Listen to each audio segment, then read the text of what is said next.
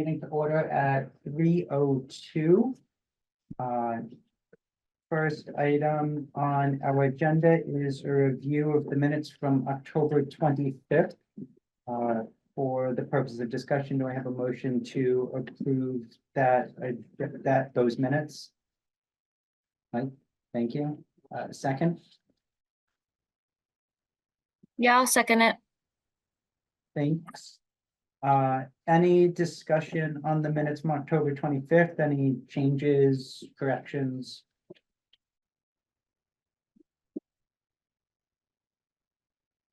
No, I'm allowing a little extra delay. Yeah. All right, if there's no discussion, then, all in favor of approving the minutes? People to do that? Any opposed? No. Any abstentions? Oh, right.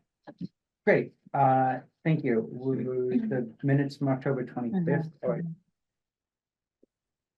I think I can see the whole panorama of the room, but we're four, right? Before, Yeah. yes. Got it. Yeah. Okay, we're missing Colleen and Rebecca, right? Yep. Mhm. And Okay, just Harold's with us, and we have Mike Bethel, who has joined us as a guest. fantastic. Good to see you.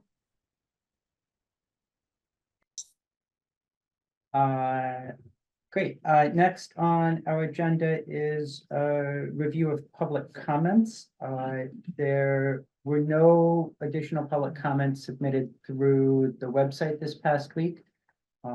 So nothing to discuss there. Are there members of the public in attendance that would like to speak? Oh, yeah. Just, do I get the? Yeah, go for it. This is it? This is Go it. ahead. This is it. This is big, this is big time? Yeah.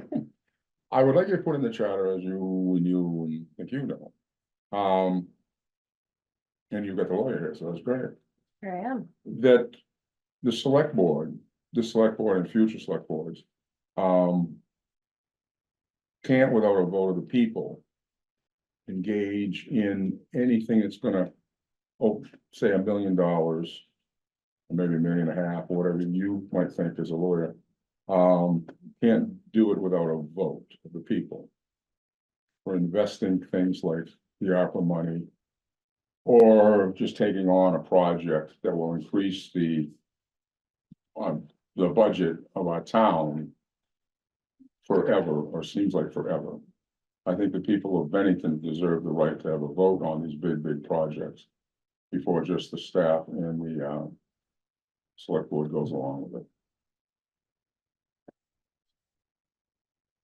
Thank you. Can I get some kind of that is legal? Stuart said he didn't think it was legal, but I checked with my lawyer. I'm not gonna comment on it. You just spouted it out to me. I haven't done a darn thing to look into it, so Okay. I think it's a public comment. Because my Yeah, lawyer was agreed. Paul Gillis, Secretary of State or something. He's not Well, practicing He's law. younger than you, He's not practicing law anymore. But he is your. but he's still a lawyer. Right. Um, So I'm happy to have a little bit of a conversation, try to understand what your motivation is here. I don't want to put Meryl on the spot with you. But I'd be happy to understand what concerns you have so the about. people select board. feel more in the community that they do have some control over what's going on with the community, so. Mhm. I mean, you've got to admit, and I'll use the Ben High for an example. Started out at a $20 million project with ARPA money, we were gonna own 30% of it in the original thing, and that's all flip-flopped all around. And now we're not gonna own any of it, and it's gone from 20 million up to 50 million without any say from the public, serious say, legitimate say. And nobody can still give the final numbers, nobody can still give how much it's gonna cost in the budget for our part of this project. The 3 million is gone, or will be gone if we endeavor go into it. And we have an option of December 31st to pull out of this, because you're gonna give them 90 days. I believe that's in the contract, because the end of it is March 30th or 31st.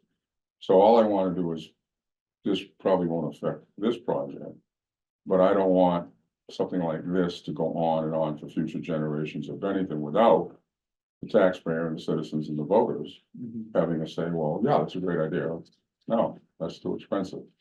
Let's do something else, because again, tell me if I'm rattling on too much, but the TIF, if they had used the TIF, we would have got the vote on it. Tax increment financing, we would have got the vote on the project to use the TIF money. Okay. And also, if the TIF was used, there would have been a state, the auditor could have looked into it, actually mandated to look into it if you use a stiff. Stiff, if you use the TIF. So right now, and I'm not trying to be insulting to the staff or anything else. We don't have, I don't believe, and Stuart, please, you'll correct me. We don't have a CPA overlooking this for the town of Bennington. We don't have a clerk of the works looking, a professional clerk of the works.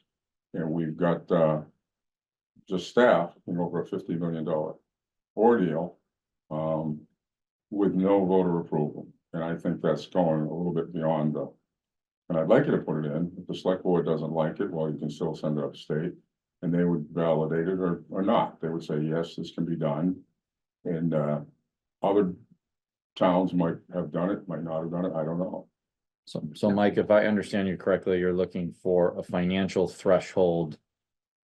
Whatever that agreed to amount is, would trigger a vote of the people for any project that the select board would engage in. Any project that the town would engage in.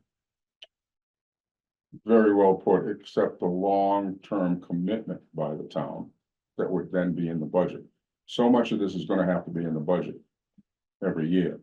And I've heard the tune from 400,000 to whatever, we can't get a set figure at it. So I think that's only fair, because it's gonna affect future budgets. And the other thing maybe you could do, which might screw up something, we can separate the regular budget, town budget, from this separate project. We could have it as two separate votes of the people. But that may screw up the project, because they may say, no, we don't want to pay them. Wasn't there previously a vote specifically on the Ben High project? And there was a vote on the sale of the senior center to support the benefit. Okay, so it's Yeah, just so- one piece of it. Was that, Okay. that was a 1061 triggered, yeah. Okay, So there was a vote on that. got it. So I want to be careful, because this is obviously a very complicated project, is anything, you know, at 20 million, $50 million is.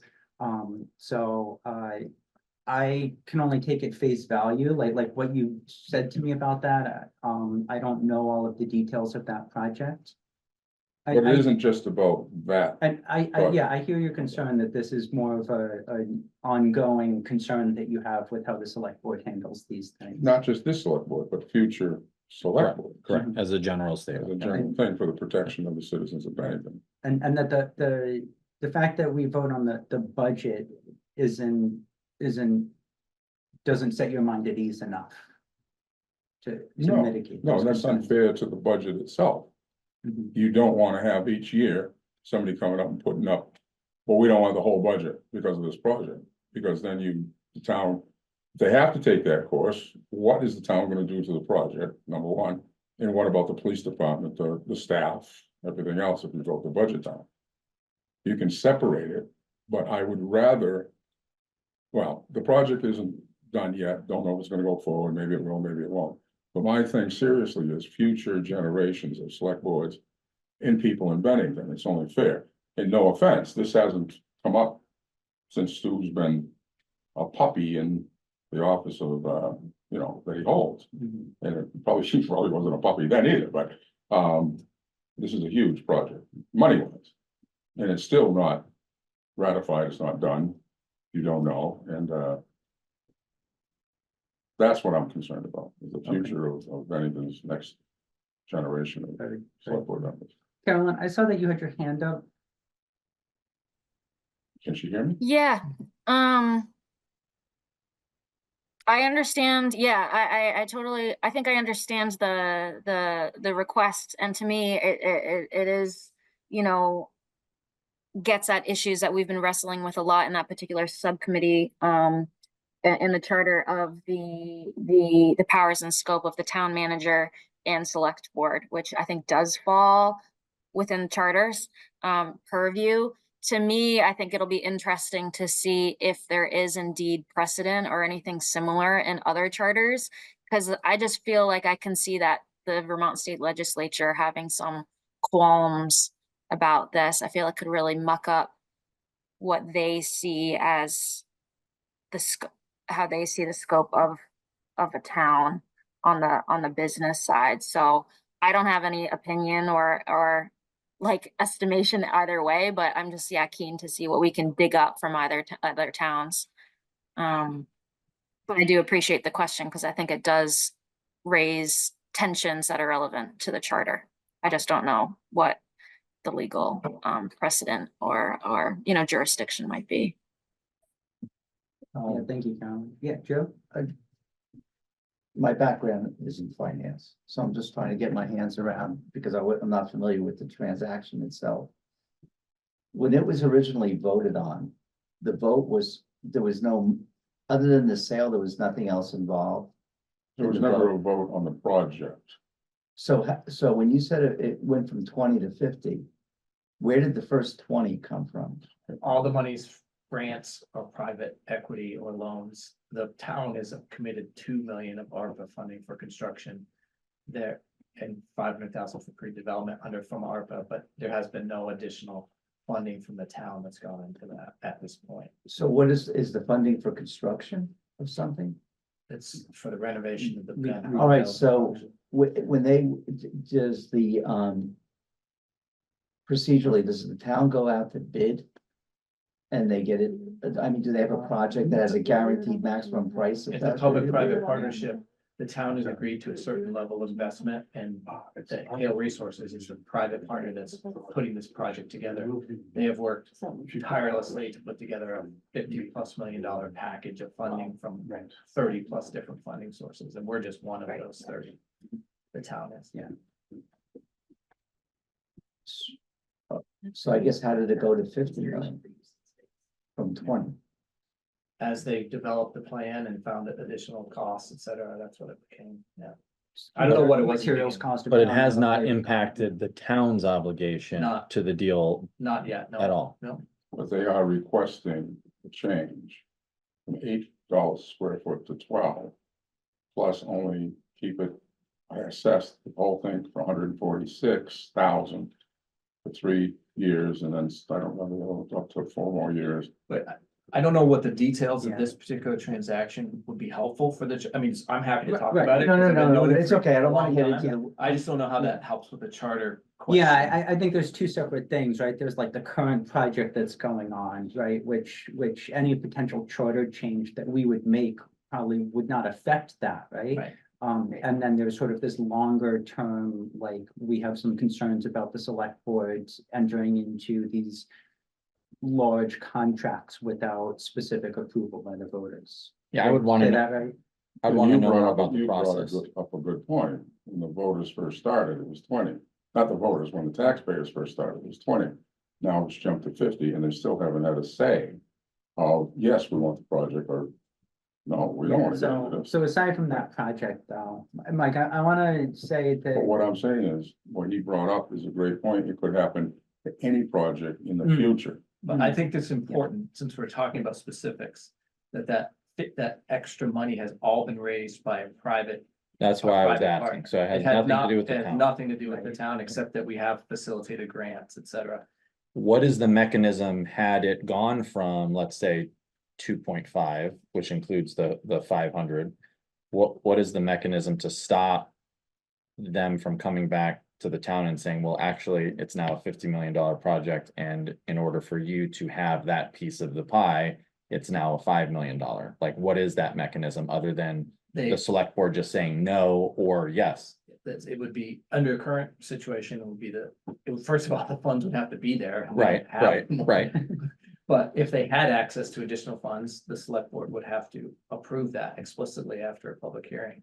So it would go to a hearing, 2 hearings, At least one, perhaps two, and or and more. a vote, in a vote from the select board, yeah. a vote from the select board, but not from the people. Depending upon what it was. I mean, if they had to borrow money, that has to go to a vote. Okay, This is a unique situation Okay. because there was funding that came from the federal government as part of ARPA.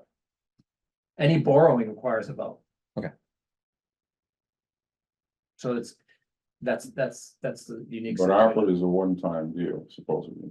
Well, probably, unfortunately, we'd like to get more. Well, you're Probably not you're a gonna- greedy son of a gun. Probably not gonna happen. But I'm just saying, if you look at this project and jump 15 years down the road, 5 years down the road.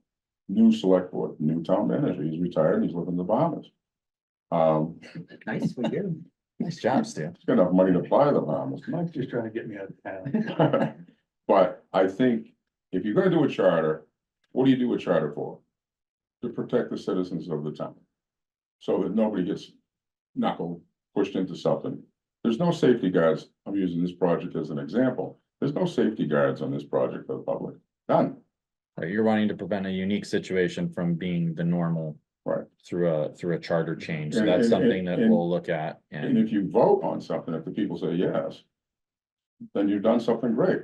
If the people say no, you've still done something great. You know why? It's their money. They're telling you how to vote. You use it. And you go from there. You can't go wrong when you ask the people that you're representing, in my mind. I want to be mindful of the rest of our agenda and. Oh, I'm also sorry. time. Yeah, that's fine. I'm gonna let Carolyn, I see your hand again, and then, Sure. Fine. No, I appreciate this discussion. A consideration that comes to my mind that would be complicated based on my work on the voting subcommittee is how much work goes into an election and the calendar of them. So, as important, I think citizen input and safeguards are, a big barrier in my mind would be, is it going to be a referendum? All the resources that go into that, turnout, what, 10%? Like, it hasn't been impressive recently, or is it going, and just how that would affect the efficiency and effectiveness of the town manager and the elected select board. So that would just be a consideration. But again, I think I'm most interested in precedent that of other towns and what we think the legislature would make of such a amendment. I think we need to take a look and then we'll follow up.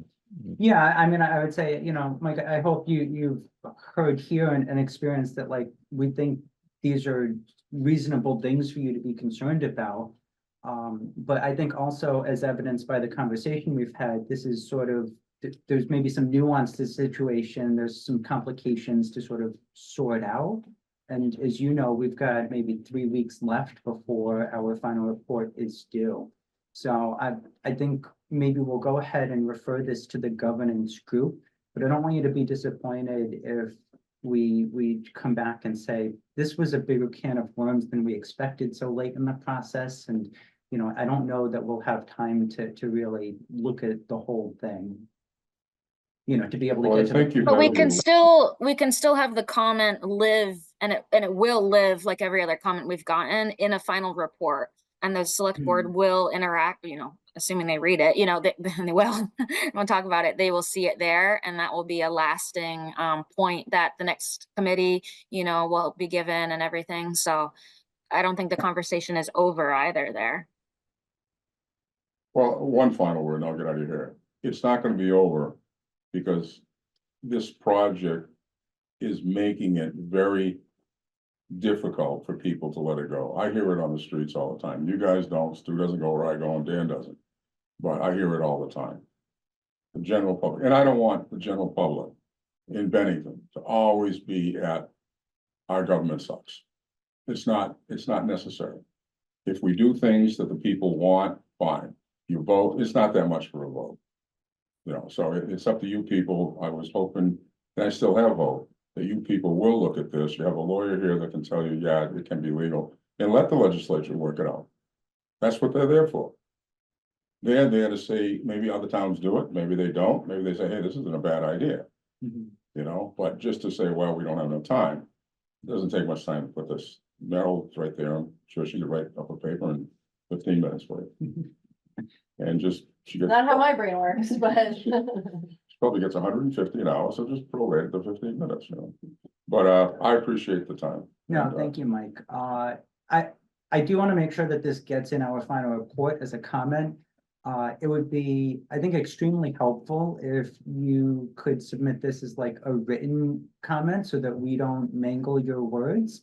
but, You're recording this, right? Did you push the button? It's recording. okay, okay, then I'll go through the recording and just try to capture what you've said here in a comment. Well, I appreciate it. Can I just throw out a hypothetical for a second? I don't want to talk about this project. It's just a theory. If the town commits, like you committed $2.5 million, is that what it is? And 5 years, they're spending money to rent it, and all of a sudden they say, no, we're not doing it. We're stopping, we're not getting the financing we thought. And a hypothetical project stops. Are we out to $2.5 million? There you go. No, not if it's structured right.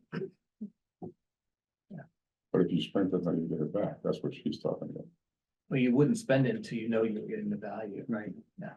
Not gonna, That was by contract. yeah, contract and the guarantees, bonding. And then I just wanted one last thing to be clarified. So if we were to borrow, it has to be voted Yeah, on. absolutely. If the money is in the budget, the select board can make that decision That's right. amongst the 7 of them. Absolutely. Okay. Yeah. Yeah, you can't borrow. Can't borrow Well, without the without- vote of the people, but without you getting- can spend Yeah, without the vote of the people. that's correct. Okay. And the ARPA money has made this unique, I believe. So not often we have $3+ million to expend. Yeah. Well, these raids, dues, piggy banks, and they'll find a whole bunch of it there. Thanks, All Mike. right. I love you, Mike. Stu. Hey, thank you. Can you move the chair and open the door and Sure. talk about me? Do not shut the thing off, so I don't have to hear what you're saying. You can watch. Thanks, pal. All right. Thank you. Thanks, Mike. Thank you, Mike. Bye.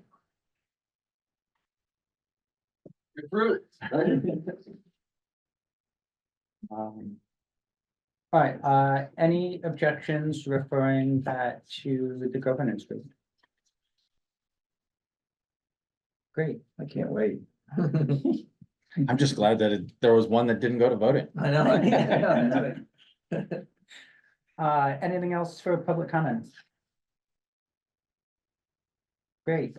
Our next agenda item is continuation from last month of questions for council. We have Noah Bent here. Thank you for joining us again. Sure, thanks for having me. Uh, I'll just pick up where I left off. yeah, that sounds great. Carolyn, can you hear Meryl okay, since she's at the end of the table? Okay, great. Good. We're all good then. So I'll just start with the voting questions that I tabled last time. And I was able to go through and look at the cases that have come through on these issues before, and they're actually very instructive. They made it further than I understood, so that's great, because it gives us guideposts. And all of this the questions arise, under how do we interpret Chapter 2, Section 42 of the Vermont Constitution, which has the voter qualifications in it. And there are two cases that have gone through far enough to see what the courts think of these types of provisions. There's Ferry versus City of Montpelier and Weston versus City of Winooski. And in both of them, they actually did find standing. I was wrong about where I thought those landed last time. I think that there was a previous one where there was a standing issue. But 2, they found no constitutional violation. Okay. So let's see, the premise for the Supreme Court's conclusion is that Chapter 2, Section 42 of the Vermont Constitution doesn't apply to local elections. It's the provision for state elections, state level elections. Okay. What was the other, Montpelier and? Winooski. And that was Weston versus Winooski and Yep. Ferry versus Montpelier. Yep, Ferry. And there's 2 Weston cases, actually. So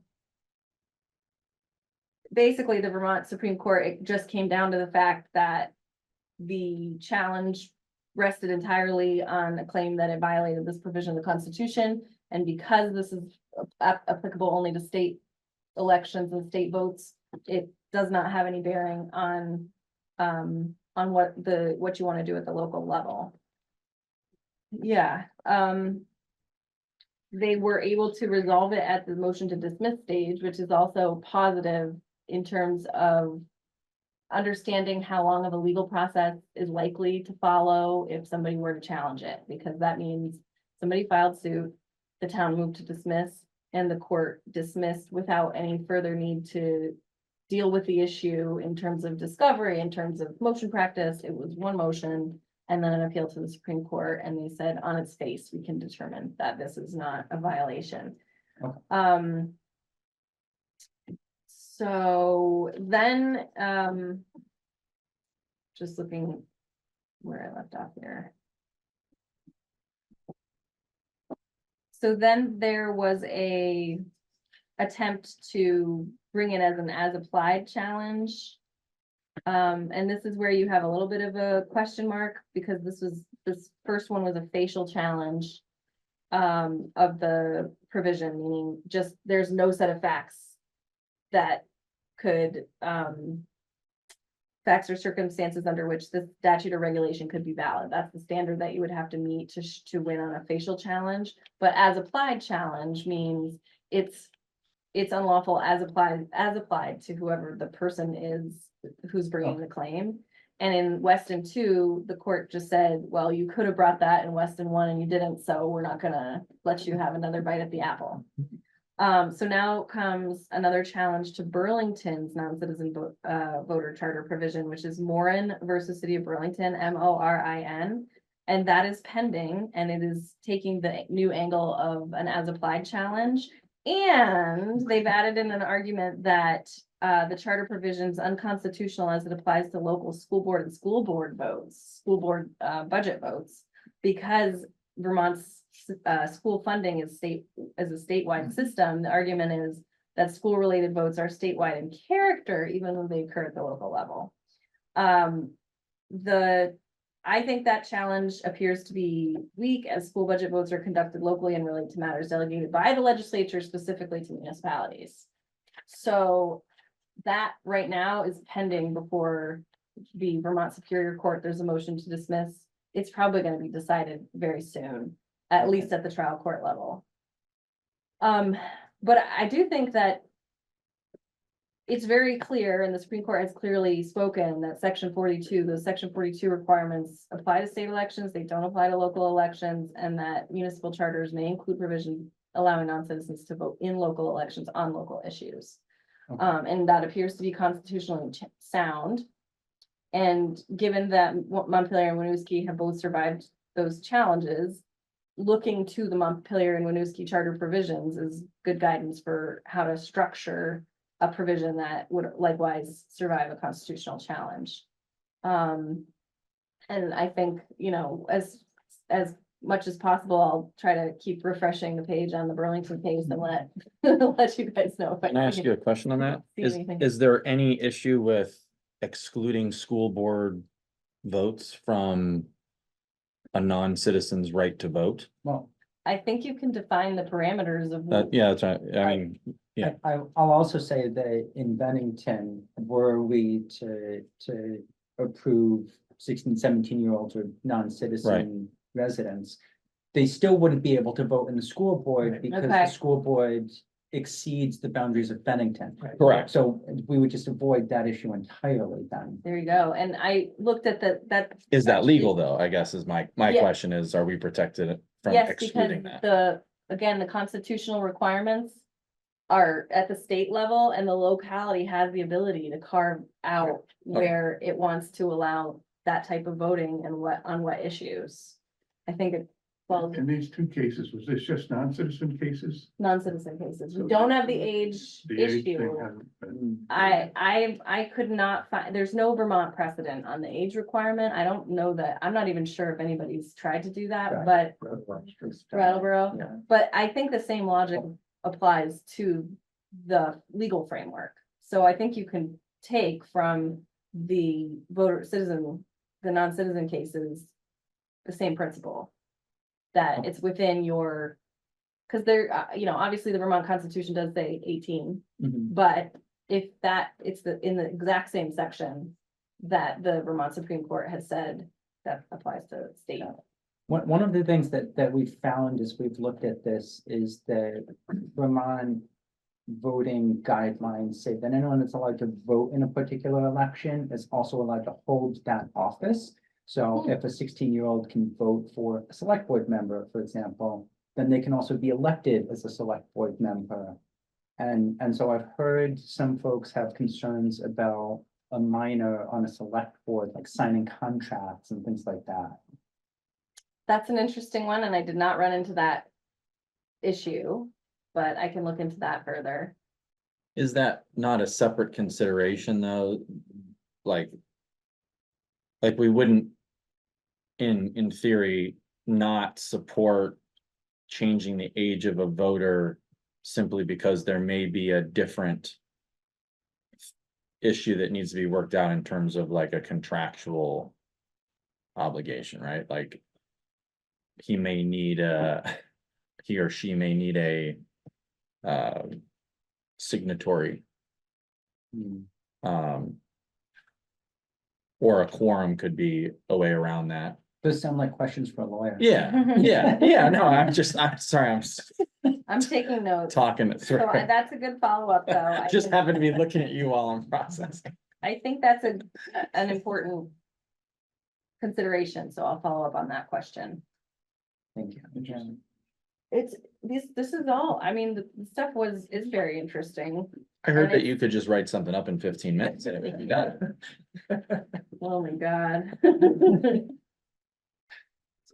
I'm interested about that school board issue, just because even if we said that, even if the school district was the town limits, how could we authorize folks on a school?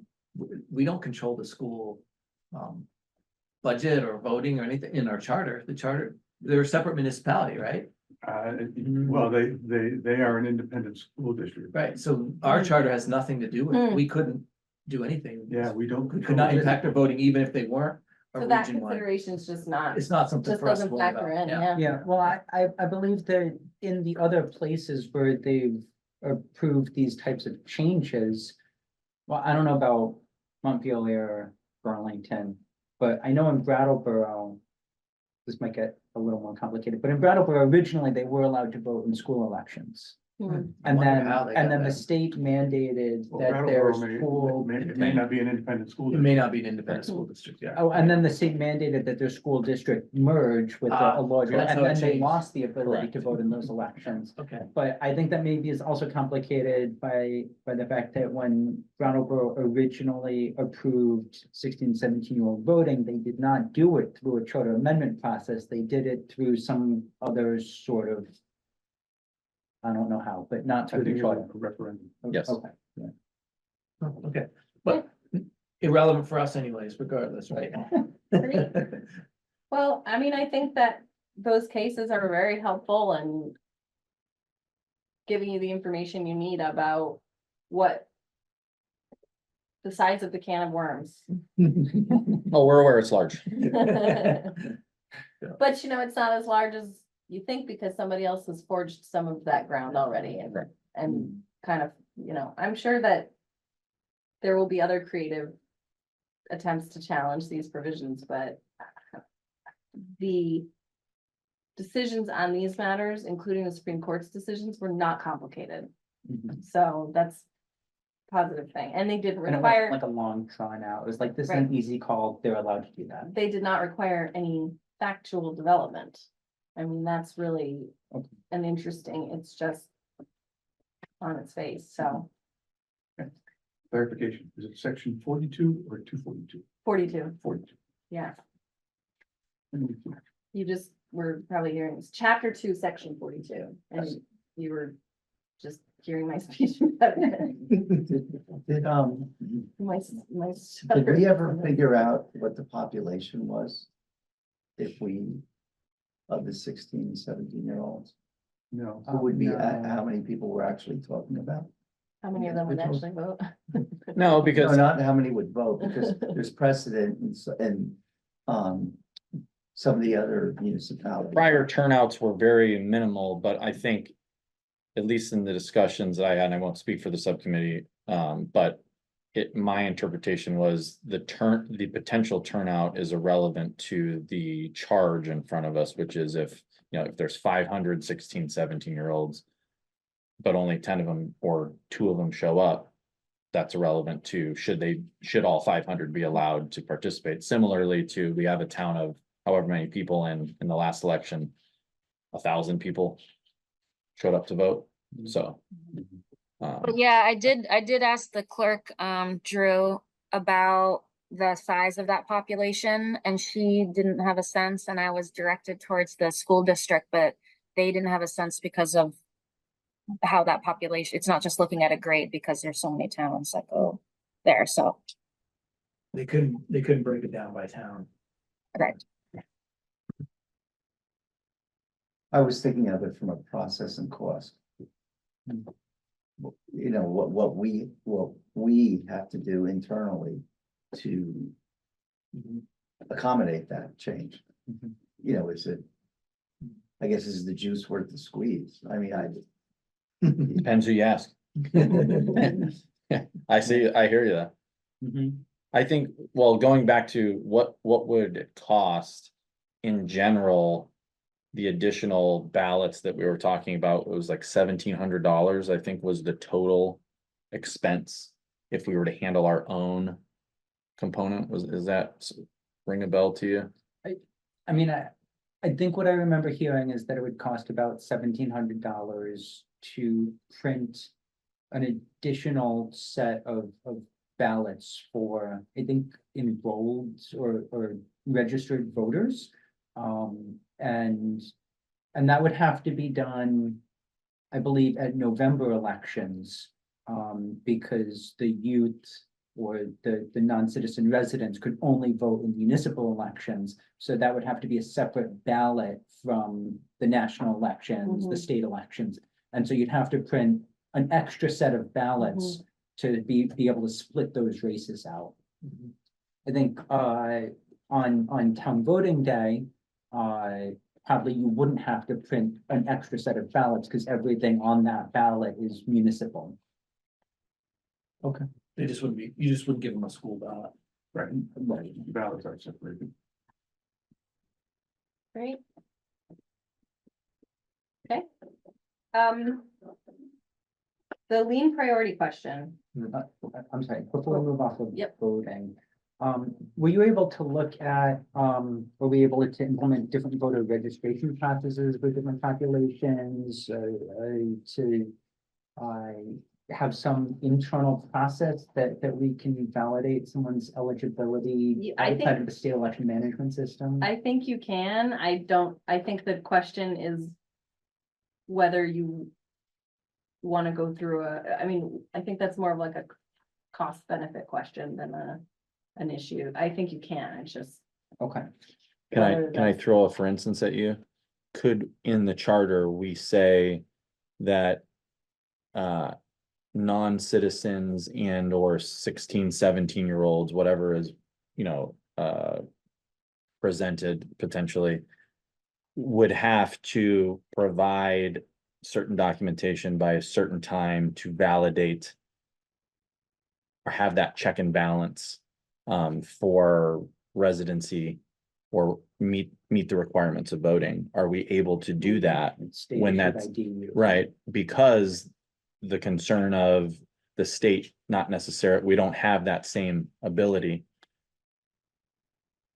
To, you wanna mandate, like, you want like an voter ID provision, Yes. like, I'd have. to- In I didn't look in at that essence, question. Just for those specific populations. Mhm. and only because what was communicated to us, there is no current process in place to validate those people, There correct? is a verification process that happens in the state election management system. Correct.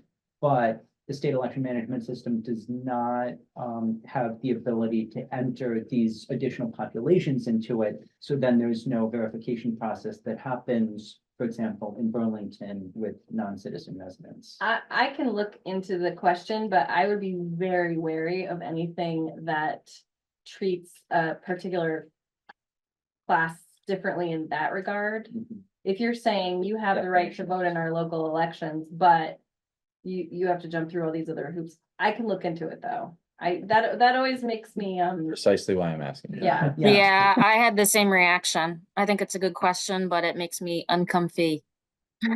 I just want to make sure Well, when we write it, Yeah, there's, let's- now's a good time to be uncomfortable. Let me look into these, and these questions are now to the point, they're discreet enough at this point that I think I can provide responses and just send them to you. That'd be great. Yeah. Okay.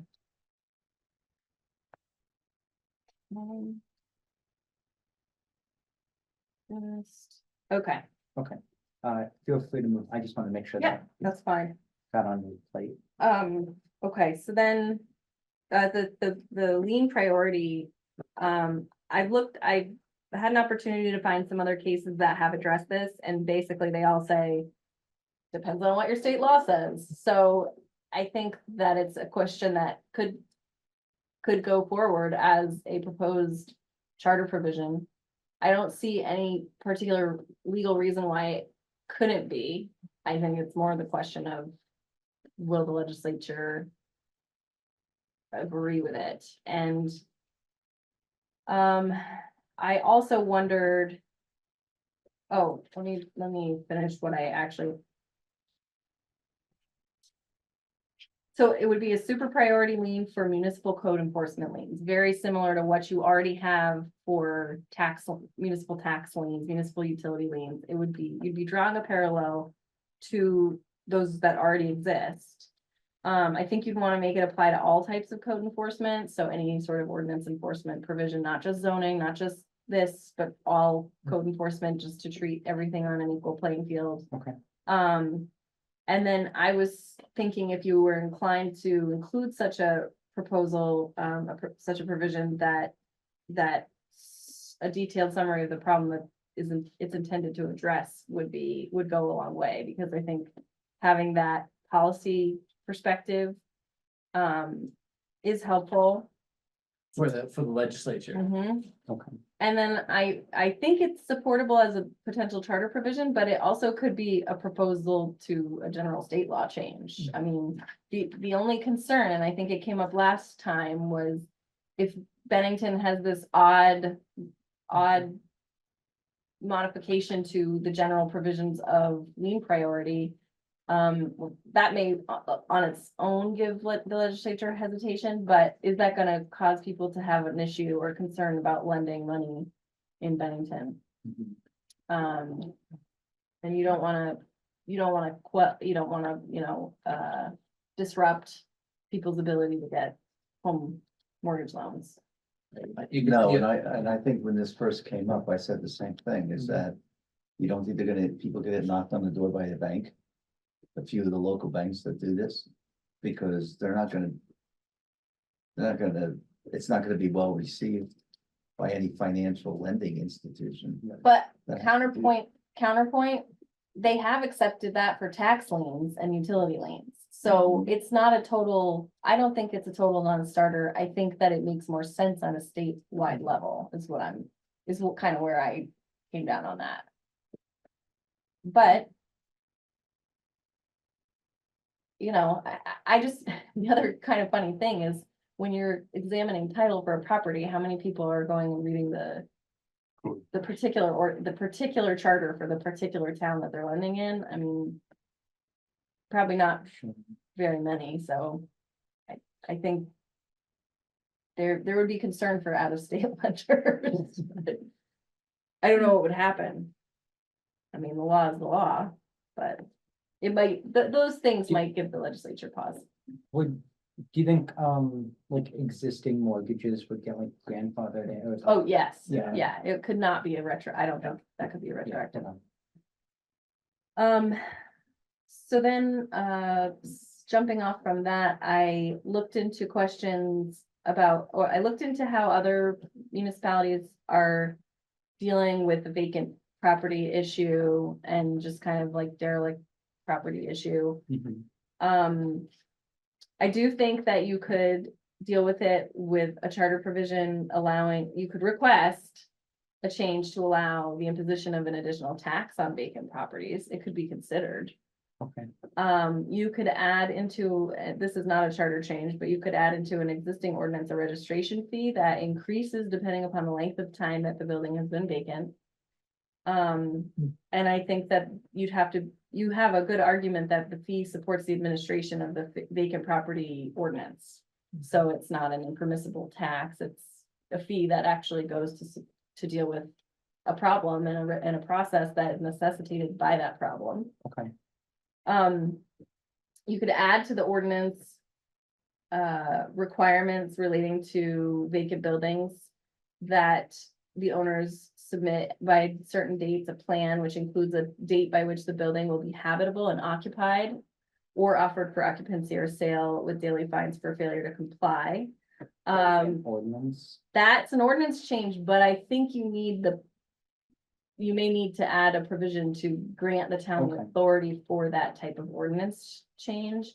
An argument could be made that Charter Provision 103-102B already supports a requirement to require an owner to bring a vacant structure up to a habitable standard for safety reasons.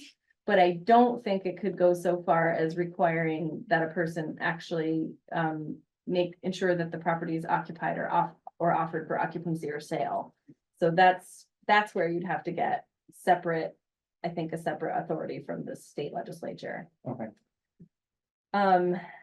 The town already has existing power to determine public nuisances. You could do that. I don't think that involves a charter provision change. But another option, again, probably not requiring a charter change, but I was just trying to be comprehensive in what other towns have done, is to use eminent domain in distressed and blighted areas in furtherance of a carefully considered development plan designed to provide appreciable benefits to the community, including things like new jobs and increased tax revenue. If you can demonstrate that the town is trying to coordinate a variety of commercial, residential, and recreational land uses with the hope that they will form a whole greater than the sum of their parts, this is from case law from the United States Supreme Court, then such a plan can constitute a public purpose and satisfaction of the Fifth Amendment. But it does require payment of just compensation to the owner. But I thought I hadn't looked into the eminent domain question where you're actually planning to sell to a private party. And it does exist and it's been upheld by the United States Supreme Court. So not a lot of help on the charter provision front, but there are some areas where you could expand you could seek to expand the town's authority to deal with this problem. And I think coupled with you have the right idea, coupled with the lien priority, that would be very strong. I just think the chances of getting both of those components through as a charter provision that's a tough hill to climb, but I think that the hill is getting less steep the more people see how serious the housing crisis is, and it could be a good time to try to test the limits of the legislature's willingness to help in that. Okay. This might be a little far-fetched, but is there a way, I don't know if it would be a statewide, is to take away some of the state tax advantages of having a property, an investment property like that? Or a property they're not physically in, Those are federal tax advantages typically. they're not state. No, it's usually the IRS code that where you get those, like, get to take those losses. That's what Oh, you're talking okay. about, Yeah, right? yes, Yeah. yeah. Yeah, so that you can't do anything about that. You have to make it painful on the other side. Oh, okay. All right. I got you. And then the last one I had as a follow-up was the elected officials swearing oaths to the US Constitution. The oath public officers take is specified in the Constitution, in the Vermont Constitution. Okay. So I think it's not just a creature of statute, it's a constitutional creation, and I think that the legislature would probably not bite on that one. You can always ask, but I don't think it's a likely change. You said we might be able to do that as like an additional vote, though? Maybe, but you can't approve a charter provision that contravenes the Vermont Constitution And that's the rub. I mean, the other one we talked about, section 42, they found a way sort of around that, but it's distinct from the Constitution or from the oath, because that applies to, it applies to all public officers. It's not just a state specific oath. You can try to argue that, but I think you lose on that, Okay. because there has to be some sanctioned oath. Right. Yeah. Hmm. So I don't think that's a likely change. Stuart, you were right. That's what I said before. I guess I'm sticking to it. One in a row. That's right. It was never clear to me that would measurably improve how things operate around here. Well, it's not like you can violate the US Constitution anyway. I mean, Whether you swear an oath or not. right. Uh, I mean, you can, you just, you'll have consequences. In fact, some might say that that's all people do. President.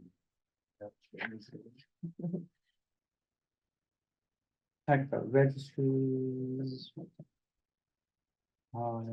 I think the work that you guys have done on the property questions is really excellent, and you're asking the right questions. I feel like that's one where you could just throw as much as you can at the wall and see what sticks in terms of legislation. I mean, not that it's, if you're considering it, it's considered, it's thoughtful, but I think the more options you provide, the better off you are, if that's what you're seeking to do. Mhm. Is to give yourself more tools to deal with that very specific issue. And if the legislature sees enough of these types of issues coming up, maybe it begets state law consideration as well. Inspires, whatever. I know that's not your charge, but if that's the direction, I mean, these are real problems that you're trying to solve this way, so. Yeah, absolutely. We do have a local legislator that's very interested in housing and these types of issues. Mhm. Seth gets elected, Seth Bongard, this is probably something Really carry that we could forward. sit down with him and say, hey, here's what we're experiencing. Absolutely. There are probably other towns that are experiencing the same thing. He's probably given it a lot of thought Yeah. too. This We kind of actually, thing. we actually talked with Seth. Yeah, he's probably way down the pike on this one. I have, I think, one more, but do other folks have additional questions for Meryl? No, I'm just Okay. glad this is recorded so I can represent all of those insights, because there's a lot and they're really helpful at the meeting if I end up representing that committee. I can send you some notes too, Carolyn, if that would be helpful. That'd be great, Meryl. Yeah, I would love to take a look to it. So the last one I have, just because I made a public commitment to ask you this question, is could the charter include a provision that expenditures in excess of a specified dollar amount must be approved for the voters? Oh, That's the question we had earlier. Yes, can it? yeah. Repeat the question, just so I have it in my brain again. Could the charter include a provision that expenditures in excess of a specified dollar amount must be approved by the voters? I think it falls in the category of, it doesn't hurt to ask, but if that's something you wanted to do, but I find it very unlikely that that would be approved, because the whole system of governance in the state is based on a democratic process that involves the election of people to pare down who's making those decisions, number one. Number two, there's always a referendum on people who are in elected office if you're unhappy with what they're doing, because there's always an election cycle where they're gonna be up for reelection. And I think that, I had another one in my brain, hold on.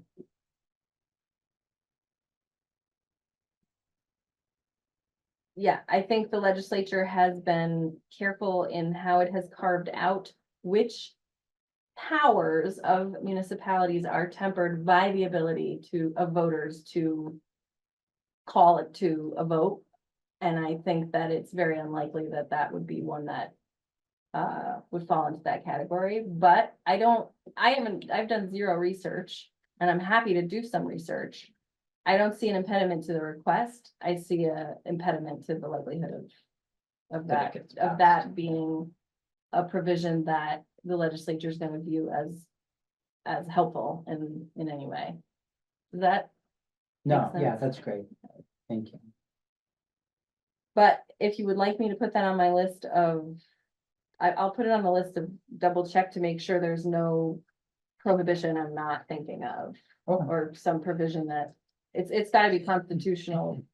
It would have to be a constitutional issue that prohibits it. Okay. I mean, there's no federal threshold currently. You know, just thinking in like, you took small cases, you know, if it hit a certain dollar amount, we would want the people to vote, but federally, we elect members of Congress and there's a budget. And we don't get a say as to how they're spending our money beyond replacing or not replacing them, right? Yeah. So, Right, What if it's an expenditure that's not in the budget? And it's bonding and we have to vote on it. yeah. Okay. Yeah. I think that's a good point, Mike. And then also I had an interesting thought when I think also Mike, the member of the public who came, Yeah.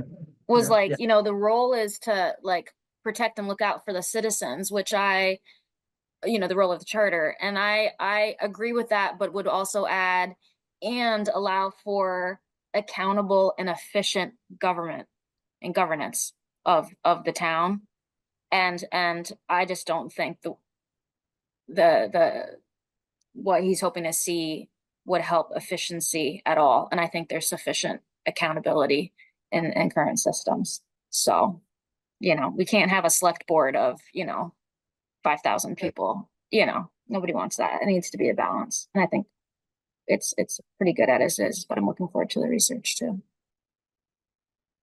And it emphasizes the importance of voting for the people who sit on these boards and committees. To represent our values and our voices, so. Imperfect union. Court provision, thank you, autocorrect. great. Airport provision, not charter provision, I don't even know how we came up with that. Wait, we're getting an airport? We have an airport.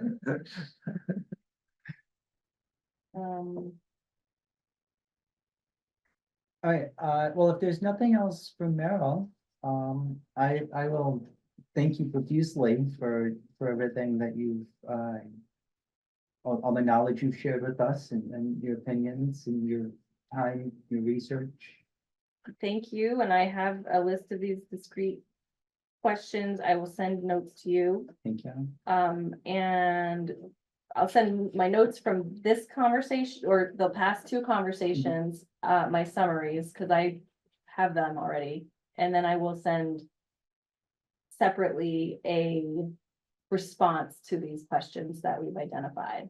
Okay. Does that make sense? Excellent. Yeah, that's So Meryl, I know that you have some planned trips coming up. And one of the things that we, in addition to this information that we most likely be asking is, as the committee develops proposed recommendations, we'd want to make sure that you had a chance to look at them and let us wordsmith them for us and make sure that they're worded appropriately for the ballot. Mhm. So I don't know what your timing is like. Is it something that we would then work with a colleague of yours if you're not around, or? Yeah, remind me what the rest of the schedule looks like. Yeah, well, so we're gonna start with doing our first draft. I think by next Friday, we'll have a clear understanding of what changes we're planning to move forward with. Okay, The Friday after that will be November 15th, I believe. Is probably our last opportunity to make any changes to our final report. November 22nd is the last day that we meet. okay. I will be, With us for Thanksgiving. I'm going to be out of the office from November 14th to the 30th. Oh, exactly So- the wrong time. Yeah, but what we should try to do is get things to Meryl as soon as possible before she Mhm. leaves, and maybe there's some stuff left over, but. John Stasny and Jessica Pollock in my office can help. Yep. And I can tee them up and show them where my notes are and research that we've done so far. Mhm. But that's who the support I have is for when I'm gone. And I'm sorry, but I will be on a beach somewhere, so.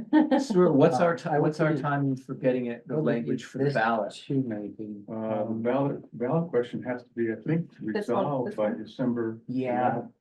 11th, Around we December have to 11th, this like year, what you- So Meryl, when are you back?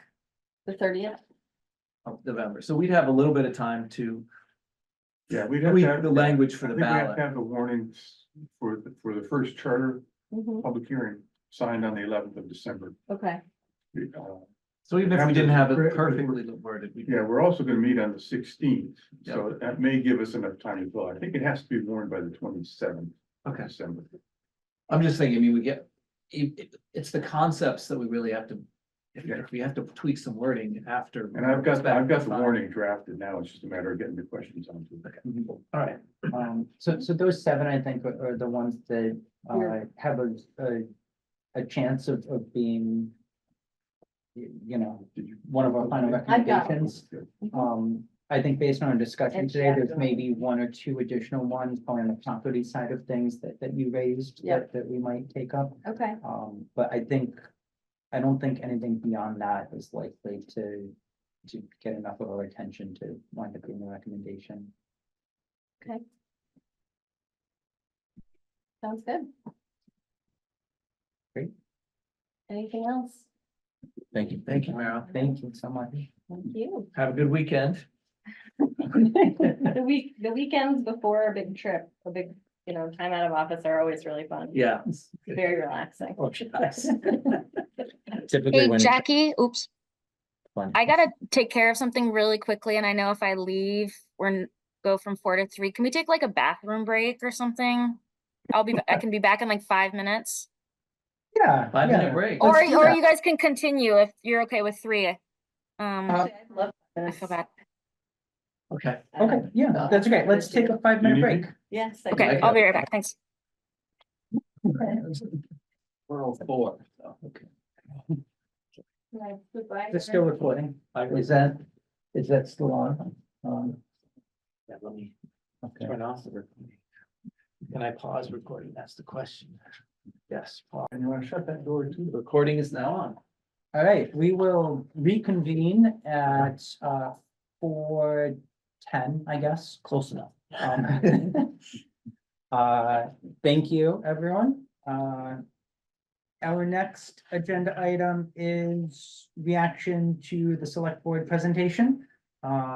So we presented to the select board, I presented to the select board this past month, was it just this past Monday? Monday. That's right. It's been a long week. Yeah.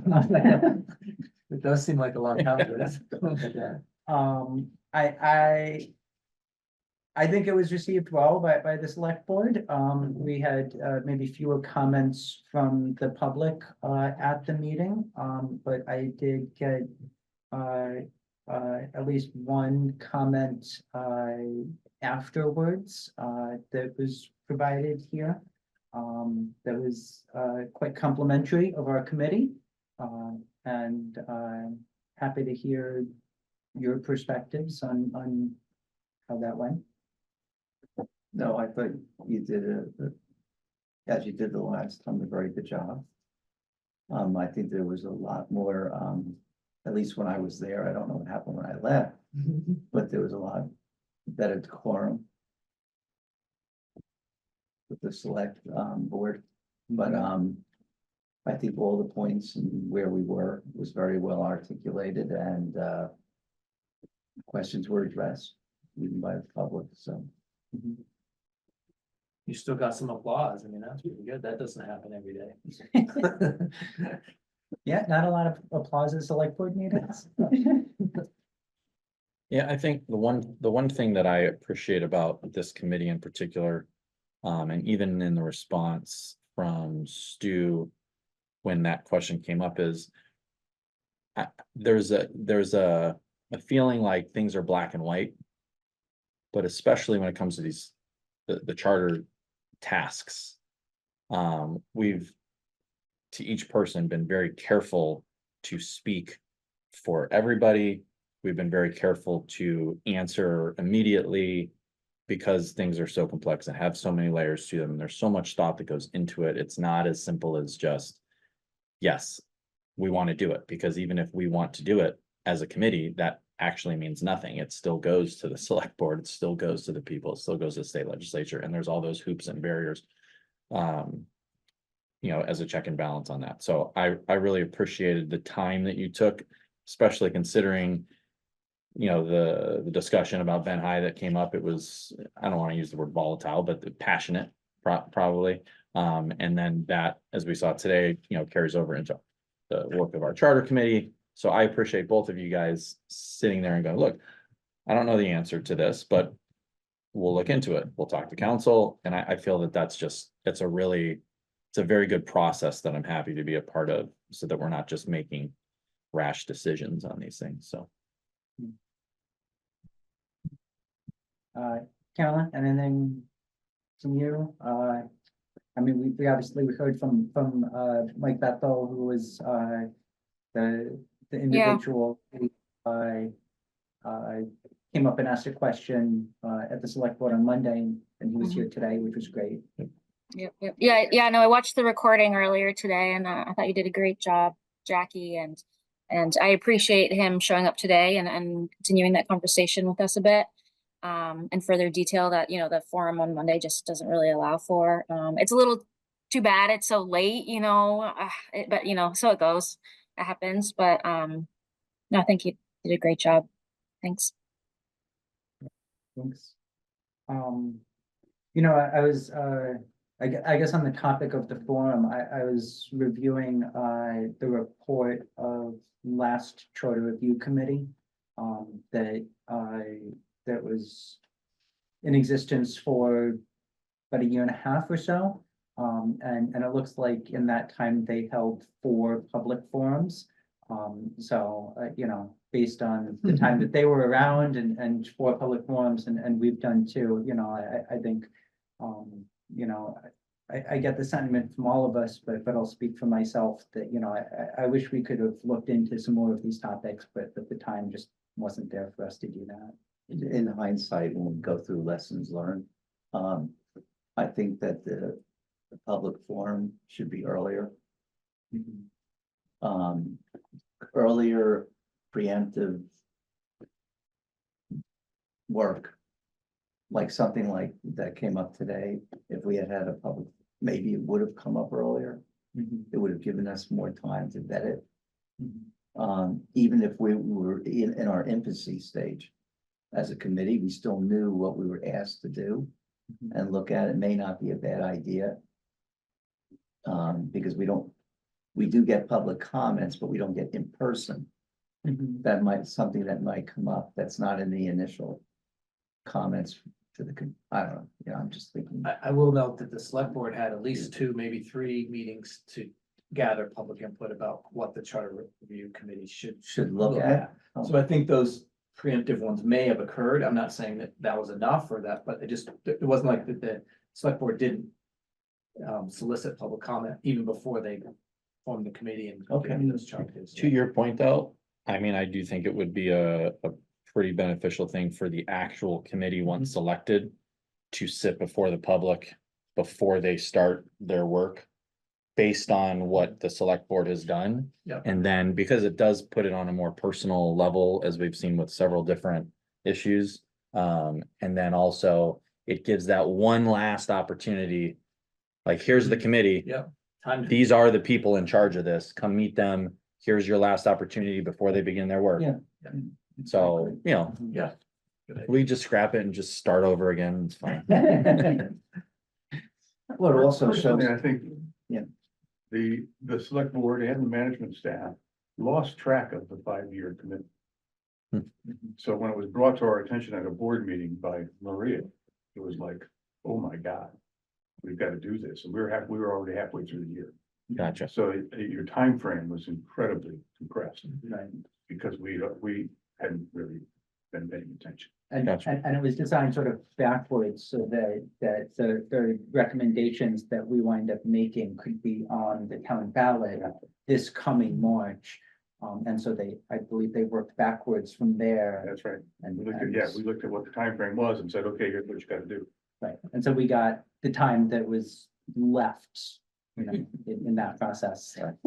I will say though, deadlines really make things happen, and so if you'd started a year ago, I don't know, what's the right amount of time to have the committee in place? Right. And a deadline is important to have. so. Just from my perspective, I think this is an incredibly short time. frame. Yeah, I it's think short time, they did I a think lot of you're work. doing incredibly Maybe if they had another 4 or 5 months, it would have been more comfortable. Yeah. Yeah, I think there's a balance there too, because I know there was a lot of interest in people applying to this committee. I think I would say outsized interest compared Yeah, to was what great. most committees get in terms of applications. And personally, I think the short time commitment was part of what made me feel comfortable applying. Yeah. And so I think maybe that. It That did. plays that's into the- it too. The number of Yeah, it was, candidates that we get. appealing because at least I knew what I was doing Yeah. for that period of time. Mhm. I think Carolyn. Yes. Um, Sorry, I saw it. out of So the a corner of my eye. discrete time period is great, it's just, maybe it should have been a little longer. Yeah. Maybe that's. I mean, even like 6 months, I feel like could have made like a big difference in the work we were doing as opposed to 4 months. Yeah. All right, anything else on reaction to select board presentation? This, this one comment that we got, it looks like this is gonna come to us next week, like, submitted public comments. But it's really just relevant to the select board presentation, so maybe I'll just read it now and then we don't have to do that next week. The comment is from Singa Thompson, says Jonah and Charter Committee. I just want to say how grateful I am to watch you and listen to Jackie at the town meetings, especially 3 nights ago. Your research and knowledge was impeccable, Jackie. Your delivery to the board members blew me away as they were extremely impressed. High hopes for you all and to you all for your direction to evaluate, research, and next to find out how we can change. It's truly such a pleasure to hear you. I honestly would love to see and learn more, to be involved in this movement. I really would like to. Thanks so much for making my experience watching cat TV so enjoyable, Cindy Thompson. Is that your alias? I can attest that it is not. I know Senga, so.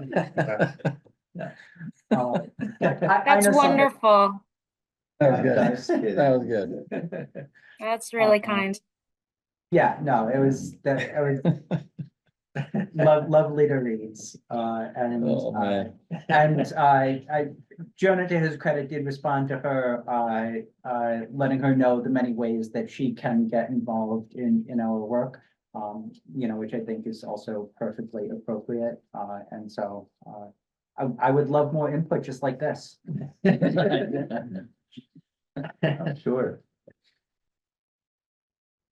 All I right. thought you and I did pretty good at the meeting too, Drew. If there's anything. All right, our next agenda item is review final report framework. So we have 2 things here that I've printed out for you. You want me to share that report? Yes, screen? that would be great. I'm gonna try to. I apologize, I didn't email these out ahead of time, so I recognize that Carolyn doesn't have a copy. But we'll share the screen with her. And you, so- right now, you wanna go over the report? or the Yeah, recommendations? let's start there.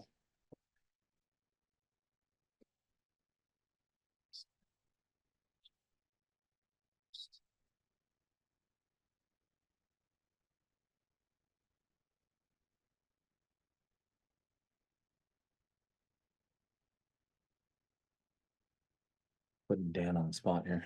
Yeah. Oh, great work, Dan. Okay. Is it? So I think we've provided you all a copy of this report previously. It's just the basic structure to the final report that the admin committee has started working on, including our initial charge and the committee members, an executive summary, which remains to be written. But I imagine will include information on sort of our process on you know, the input that we've received from the community. Certainly there's the process section, I think, which also will include sort of what happens with the recommendations after we pass them off to the select board.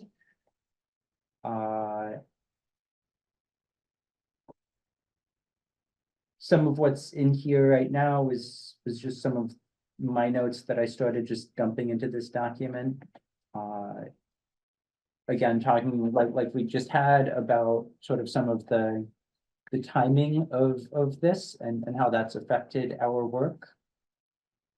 The recommendation section, I believe, will be sort of the meatiest section of this. Certainly it should be.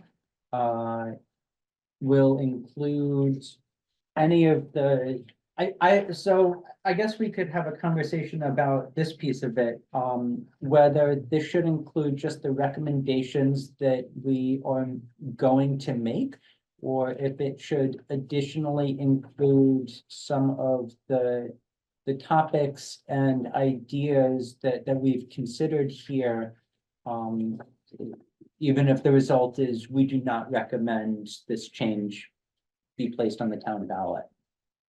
I think from the standpoint of easy reading, I would recommend separating them and just keeping here is what we're recommending, and then perhaps later on, like an appendix or something like that of these were other considerations made, but and then go into here was the thought behind not doing it, if that's even included.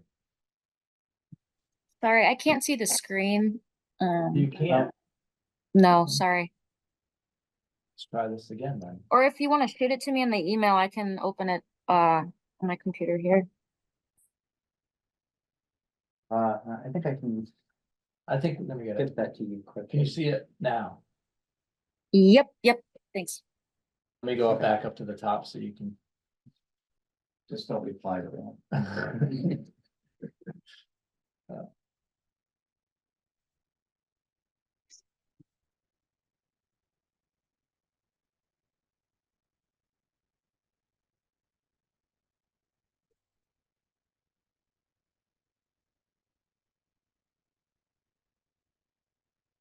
So Carol, maybe I'll just scroll down slowly, give you a chance to read this and then tell me when you're ready for the next. And just as a little side edit, my last name is MU. Although that wine is tasty sometimes. Oh. Thank you, good note. She'd been cold worse than this. Yeah, I've been called worse than I that. think I made the same. Yeah, and my But I- name is LYN, but okay. We'll work on this a lot, I'm sure, between now and its finalization. Jackie Matz actually is spelled correctly. So is Rebecca Steiner.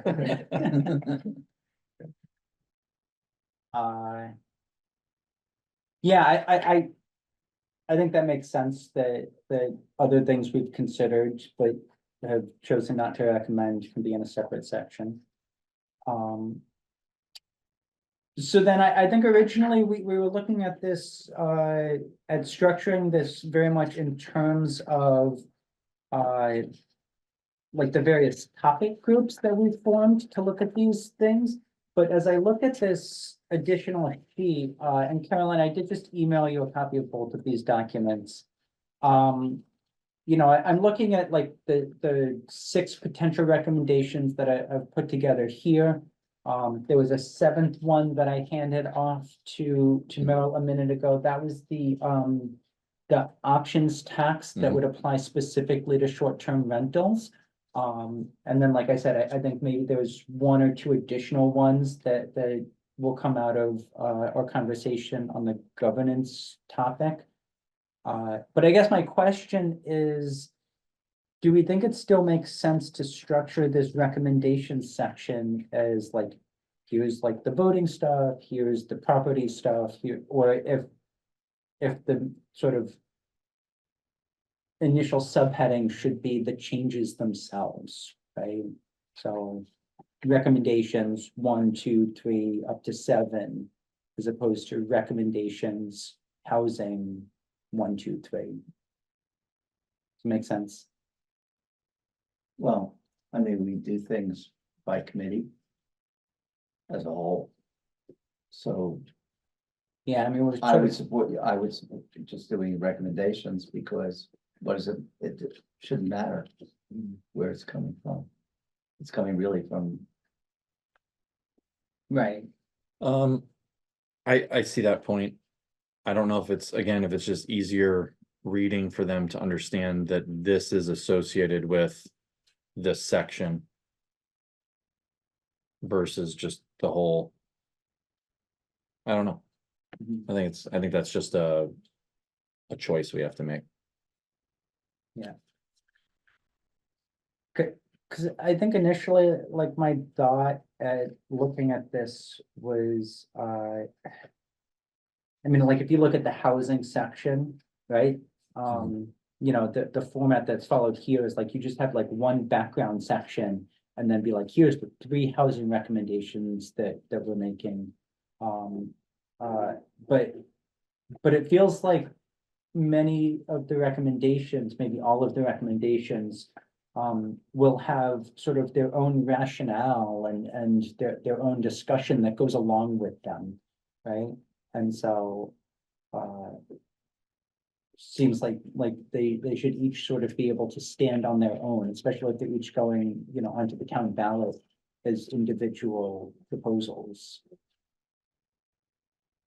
Yeah, I look at them each as their own chapter, you know. So I'm fine with breaking them up individually. Would it be more readable? I'm trying to picture this in my head. If in the review process, you talk about your various subcommittees that considered the various issues, but the recommendations stand alone after the fact, so that people aren't trying to read about the subcommittee and then read the recommendation at the bottom, and then read about another subcommittee and read about its recommendation. Could you do both? Where it's with each subcommittee and then at the end, there's a complete list of recommendations. Yeah, I think that's, so like under review process. Yep. Right, that's where you'd have your voting section, your property section, your governance section. Where each group could sort of talk about, you know, the stakeholders that they met with and things like that. And then in the recommendation section, you would just get, you know, adding the phrase unless modified by contract, that municipal penalties be given first priority on liens.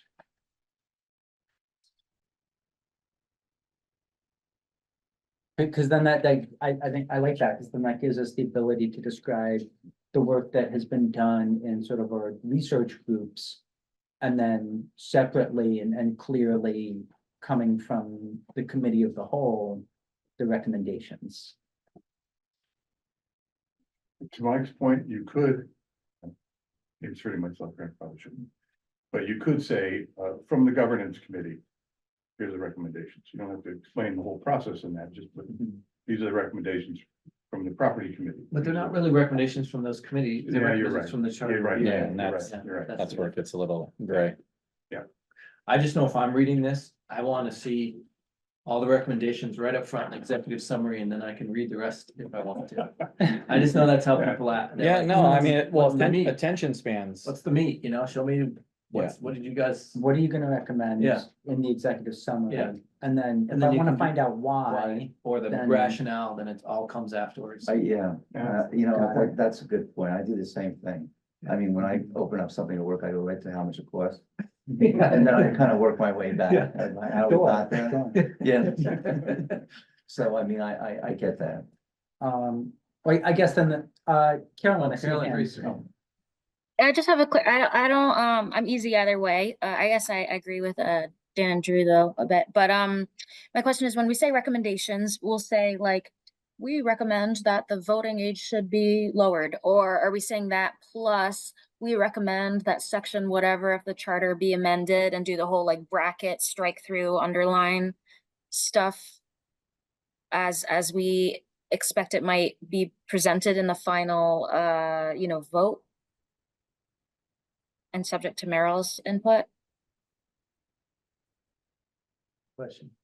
Or do we not do that and have Yeah, a separate thing that is provided by Merrill in terms of here's the change, here's charter changes? mhm. Or something, and I do think there's value to name, the more specific we can be to like the name where we think it fits, or name that language that should be inserted or crossed out. But it gets tricky, and of course, we're gonna have Merrill's, edits of it, but I mean, so you also have to be like recommendations. I think what you're talking about is we recommend the following issues be placed on the ballot. You're not necessarily saying we think it should be yes or no. Right. I'm assuming that's how you guys are Correct. gonna end up. Yeah, Right. so, We're presenting this to the people. yeah, To- we think to the the people should select have the board and opportunity the to vote people, on these correct. particular. Exactly. Correct. And then you're gonna allow Merrill to draft the charter language Yeah. itself. And that may be something that can go. At the end is like almost like a draft ballot. You know. Yeah, well, 1, 2, 3, 4, 5. I would hope that we would be able to do that. Yeah. On those December meetings. Yes. What if, I mean, I'm thinking about the potential recommendation on, like the civilian overview, oversight board, whatever. That seems like that could be a lengthy charter amendment. How does that get placed on the ballot? The whole thing goes on. Yeah, I mean, it really, I mean, some of these questions are relatively straightforward. You know, the language that puts them in the charter would be relatively straightforward. With just the CPAR question, I think you're creating a whole new section of the charter Right. that would have to be drafted carefully. Yeah, I don't think there's any stomach on the select board to have a summary. They're gonna wanna have the whole thing probably. Yeah, they're gonna wanna know exactly what you're pursuing, Mhm. so it can be pretty well fleshed out by the time they look at it. Right, right. But, Yeah, I think, but so the whole thing winds up on the ballot. unless you, yeah. It'd be like a unless- whole side of the ballot sheet with like one little What bubble at the end. what the ballot will contain will be the warning itself, Yeah, which is generally pretty standard language. And then question number 1. Shall the town of Bennington improve language that allows 16 and 17-year-olds the right to vote? Yes or no? but it doesn't include the specific language. It will. It It will. will. I'm just pulling that up. Okay. The air. But yes, the language that goes in the charter will be on the ballot and it's a yes or no vote. And it probably like something shall section blank of the charter be amended To read. as follows, to read, something like that, yeah. Okay. And so like, if you wanna do something with CPAR, you can't just like say, you just can't have a summary of what you think the charter might include. You wanna say what you want the charter to say exactly. Right, right. Yeah, yeah. Okay. All right. Yeah. Or Or you just put it in the report that a future charter needs to have addressed these things, or should address, or could address, or whatever. It's ultimately, whatever you guys think makes sense. so then I think as we look at like the executive summary here.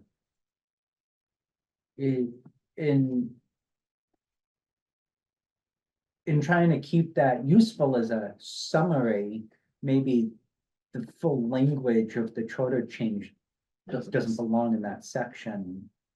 It probably makes sense.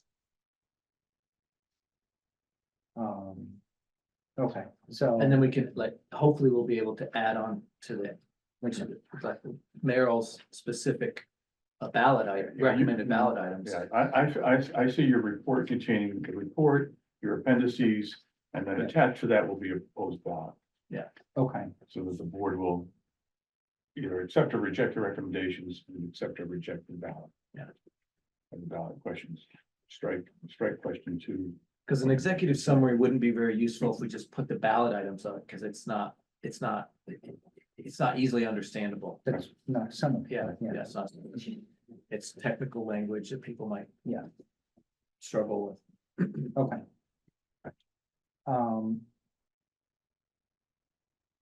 Great, so it almost sounds like we have an executive summary that gives the essence of each of the changes that are recommended. A review process that includes each of our research groups where they can sort of expound there. A section of rationales for these, each of the changes to go into more detail. A proposed ballot that will go at the end with specific language.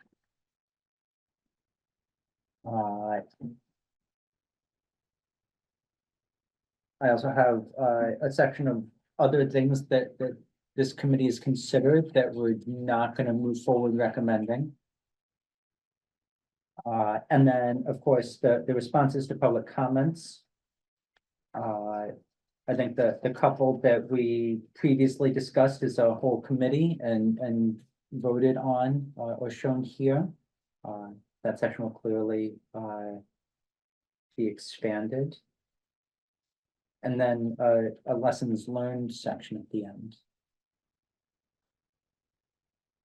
Does that feel good? Is there something missing there? That's something folks will feel proud to have their name on? I think. in the Yeah, I final think- report- I think this is great. I think we should be sure to mention maybe in the executive summary up front that, you know, there's this report, there's also recordings of all of our meetings, the select board meetings, you know, available. I don't think they're going anywhere, right? Like, you know, on YouTube. And then maybe Jackie, if you wanted to, there could be sort of like a cover letter from you. That's sort of a more, you know,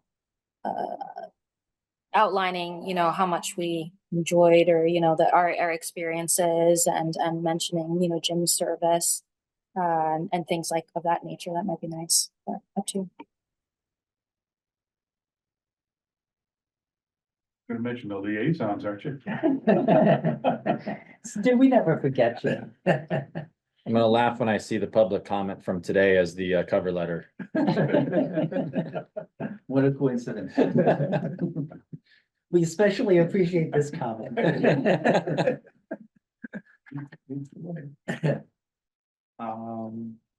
Great, no, I think that's a nice idea, especially because we've done our best to try to pull the public into this process and you know, we've really appreciated their input. So seeing that sentiment through to the end, I think is really nice. And to echo off of what Dan mentioned earlier, framing it in a way that very clearly conveys our desire to put this to the people to decide, and that we were simply a conduit selected by the people to, you know, put this, to organize it for them to vote on. Yeah, this is public service. Our service Yep. was to evaluate these issues and I think that also brings me to it's not really about the final report, but the next public forum and the quote that I had Rebecca include in that press release that was along those same lines, where that public forum I see is really an opportunity for us to share the information that we've uncovered, the research that we've done with the public, so that when they go to make their decision, they have the benefit of as much information as hopefully as we can pass along to them. Yeah. Yeah, and I think maybe you see from the way I worded this list of potential recommendations about, Do you want me to You know, go to should- that? sure, yeah. Where they all come to, should X change be placed on the town ballot, like that, I see, and it sounds like others agree that like, that's the question that we're looking at as a committee is, should this change be placed on the town ballot? Can you see that, Carolyn? Okay, thank you. Yeah. Sorry to interrupt. So I think we're kind of on the same page with that being, you know, what we're undertaking here.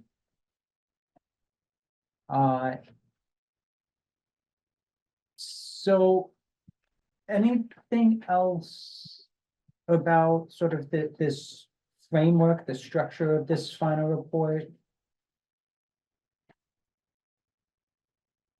No, great. So in terms of the recommendations that we'll wind up putting on here, I think it'll be helpful, as we have sort of these six in front of us, you know, and certainly I have, a few notes about, you know, a couple things that might wind up getting added. I'm happy to hear those ideas from others, but, I'd be interested to hear where folks stand on each of these currently, you know, before we, you know, come for a formal vote on them next week. Just take a look at the first one, eligibility for eligibility to vote in municipal elections for residents 16 and 17 years of age be placed on the town ballot. Do folks have real reservations about that? If you had to vote today, like, would you be willing to support that? When you say support, you mean support placing it on the ballot. You don't Right. have to declare whether you think it's should be voted approved or not. Right. Okay. Can I just see of hands of like who would be willing to have that placed on the town ballot?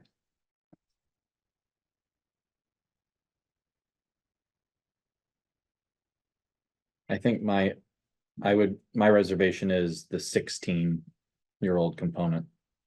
Okay, If it was, should eligibility to vote in municipal elections for Bennington residents 17 years of age be placed on the town ballot, that would be something that I would support. okay. So what about that question for folks then? Eligibility for 17-year-olds, is that show of hands who would be willing to support that? I need to still, I've just been moving a mile a minute, I feel like this week, so I need to do some thinking in the next few days, I think, on multiple of these. How about the second one here? Eligibility for legal residents that are not US citizens be placed on the town ballot. Show of hands who would be willing to support that today? I'm raising my hand, but with a caveat of there's still some things that need to be worked out from today's meeting with Merrill. She brought up some more considerations. Right.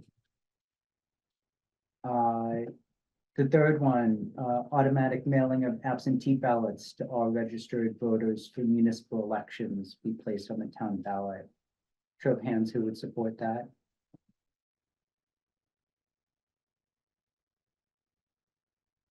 Okay.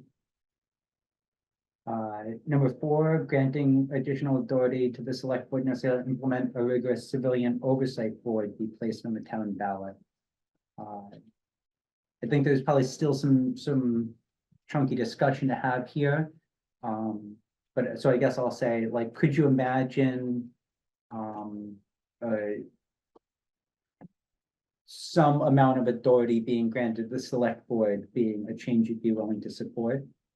By show of hands. Okay, I'm not sure I understand the question. Maybe it's, Oh. you're contemplating a charter change which grants authority to the select board to take the next step on civilian oversight? Or are you looking to grant CPAR certain authority on civilian oversight? I think what's come out of the conversations I've had with that group is that we'd be looking to grant the select board authority to grant authority to a civilian oversight board, which doesn't necessarily have to be the CPAR board in its current incarnation. Okay. That makes sense. It's subtle, but it is very important difference. Mhm. Yeah, and one of the considerations we've mentioned from the beginning was with them not currently being included in the charter, we would be in essence memorializing that board on the charter versus this language, which is granting the select board authority to provide the authority to any potential board at their discretion. Right. Potentially Potentially.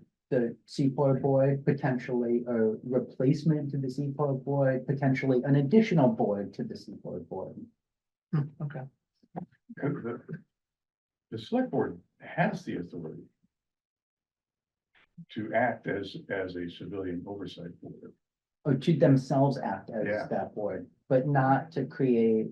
Well, I think they have the authority to create a civilian oversight committee with additional powers that they didn't specifically grant at this time. Well, that's something that sounds like Merrill really needs, because I know we've gone round and round on this one in the past. Yeah. So whatever I think the charter committee folks want to include in the ballot, that's gonna be one that really is gonna need some scrutiny from Merrill, because Maybe there we is a can lot clean of it up. stuff in, there's a lot of. There's nuance to There's a lot of that. nuance, a lot of competing sure. law.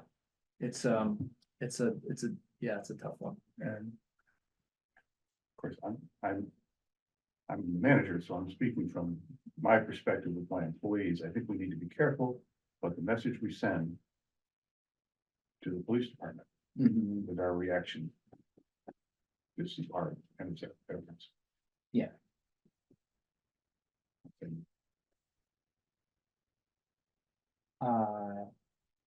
Sorry, good- what sort of message, like a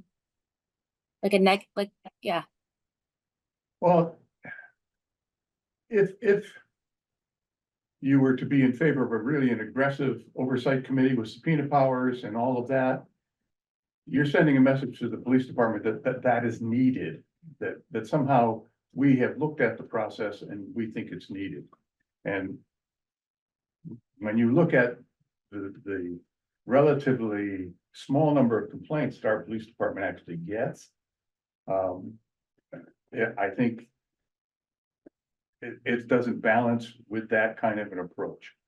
So, Now, so I would okay, hear you, but I would argue that by making it general as opposed to focused on CPAR specifically, that we as a committee are number one, not saying that, and number two, not directing that at specifically either the police department or CPAR, but we would be granting the power to the select board to any other potential oversight board that may become necessary or deemed relevant in the future. I think, because there's just been a lot of questions on this specific board, and we've all gone through everything there. So I think that's the hesitation to be specific there. and I yeah, appreciate, I think this is what we're getting at, and what we might probably be doing is many notches below and far and away any message. I would hope. I hope they're not so sensitive that it would be like construed as a heavy-handed. I don't see this as aggressive at all. I appreciate that. Change. Yeah, I appreciate both perspectives. I do. I think part of what I've heard from the community is that there's a level of transparency that they'd like to see in that complaint process that doesn't currently exist. And from the conversations we've had, there's legal barriers to injecting some additional transparency into that process, and some concerns about, rightly or wrongly, about the police policing themselves. And so, you know, whether it's something the select board wants to take up or not, you know, and again, sort of why it would, why writing it this way would potentially be advantageous, but yeah, would allow for some of the things that we've heard the community wants. I'll just put a plug in for regional oversight, and I think it's really, really hard to put on each individual town. I agree. But that's just my opinion. Yeah. All right, number 5, should adding the phrase unless modified by contract to section 10346A of the town charter be placed on the town ballot? That's the section that allows the select board to dismiss the town manager without cause. With 90 days notice. With 90 days notice. Show of hands, who would be in support of that today? Cool. 6, should language mandating that municipal penalties be given first priority on liens be placed on the town ballot? Who would be in support of that today? I don't know what the chances are, but it's been expressed by enough people for me to get on board and say, let's see if the people support it, let's go for it. Mhm. If it Yeah, helps. I would support that. I just don't have good feelings about it. Yeah. I'm right there with you on that. Yeah, so I mean, I think I applaud the effort, but It'd be an interesting message to carry forth to the legislature. Yeah. Passed overwhelmingly Mm, here in Bennington.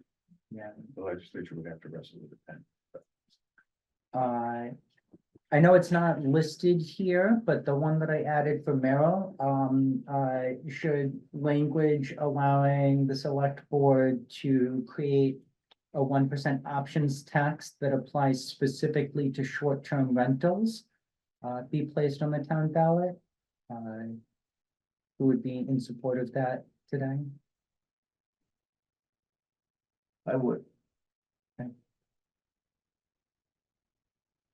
That's Again, just giving them- Actually, my only thought there is your mention of 1%, Jackie, and that had been a topic of discussion, I think, mostly between myself and Jim about, like, could it be 1% just because all the other ones are 1%, or could it be like a percent determined by the select board between one, like just more flexibility in that particular number might be something to consider, but in favor otherwise.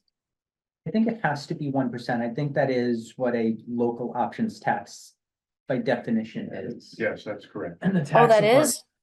Oh. Yeah, and the tax department does administer it, Carolyn, so that Hmm. the tax goes to the state, the state turns around, pays 70% back to the municipality, keeps 30% for its own coffers.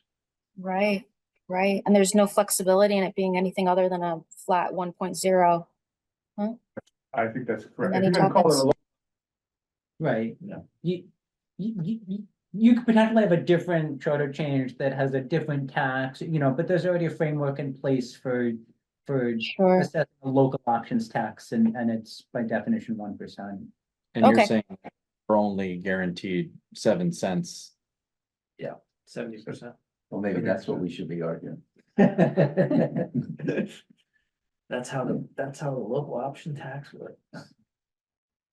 All right, are there other potential recommendations that folks have top of mind based on our conversation today with Merrill, or just things that I've forgotten about or missed putting down here?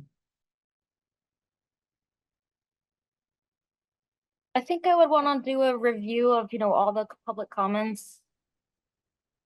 And just make sure that, some of the ones that Clark submitted, I mean, we talked about the constitutional oath and everything, but just make sure we didn't forget something that was sort of small and might seem anecdotal, but actually like a good change. I just want to do a scrub myself, I guess. Make sure we're not missing anything. Sure. Great, well, that's a great segue, because, first drafts of all of our reports, will be due to me in 4 days. So, this was, I thought, helpful to sort of put kind of the bullet point version in front of everybody and start to take that temperature a little bit. But I think the plan is that we will actually vote on these next Friday.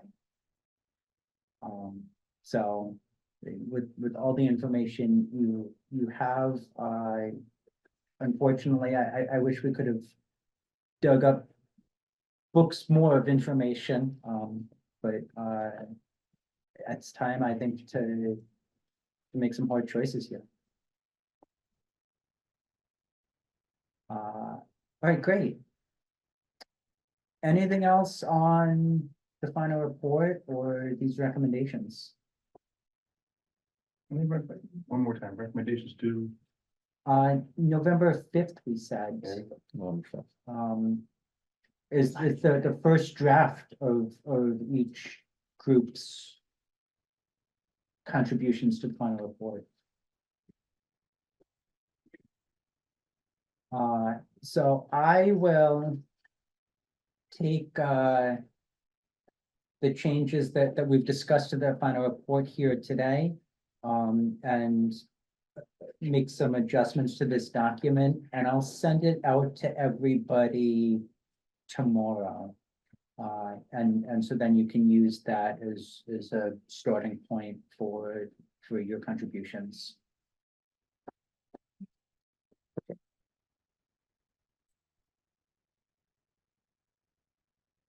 All right, upcoming agenda. I think, like I mentioned, next month, I think what we're gonna have time for is voting on these sort of substantive changes.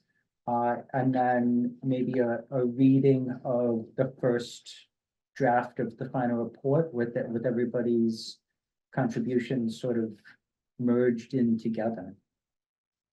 So I will send. All right, so I'm gonna send out the updated version of this tomorrow. You'll all have your contributions back to me by November 5th. And then I will, by November 6th, end of day, get them all merged together, or I'll probably pull Rebecca into that, the admin committee, let's say. Get them merged together and back to you by the 6th, so that you can have a day or two to digest those before we come back on the 8th and discuss it for real.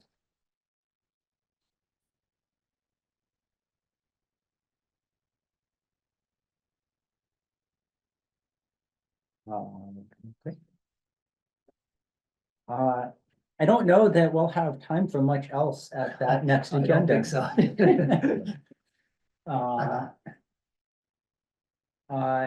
What do folks think, where are we on pizza for that? Is next Friday the time to do pizza? Probably.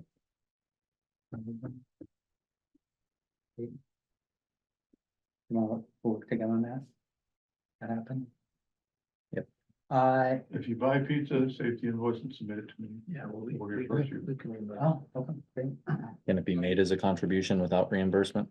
Can be. Okay. I would never I- choose a donation.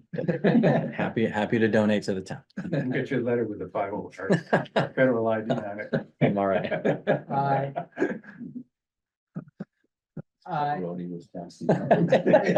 Let's say this, when you all send your contributions to me, or if you don't have contributions to the final report, include or send to me, your topping preferences. wow. Yeah, it would be helpful to know in advance, Yeah. yeah, like the amount of pizzas, all that stuff. Yeah. I get to take care Or of. my drinking preference. Bring your own beverage. Are solo cups allowed in here?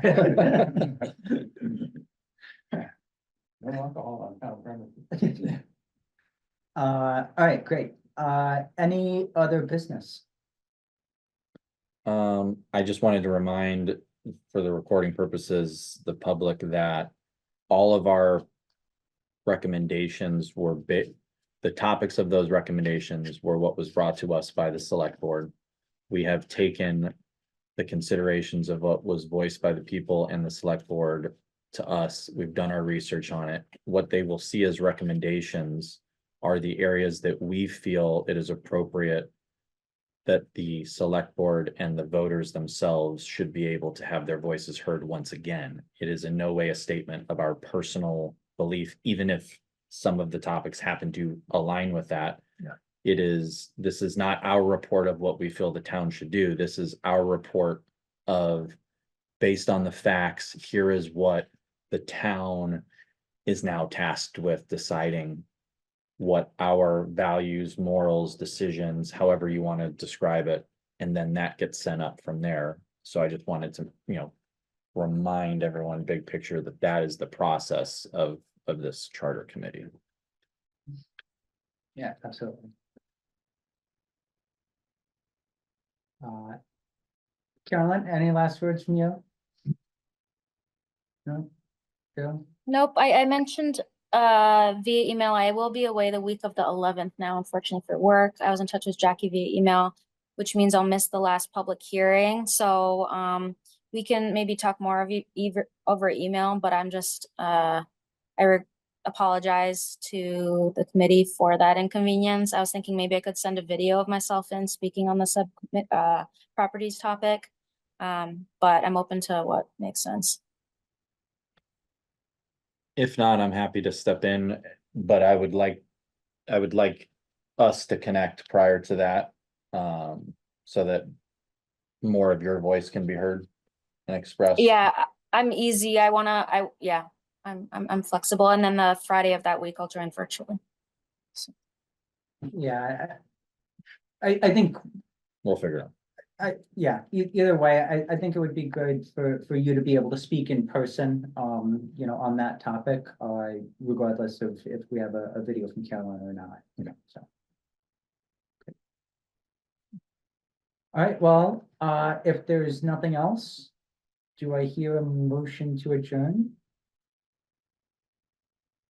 Second, Drew, thank you. All in favor? And at 5:05 PM.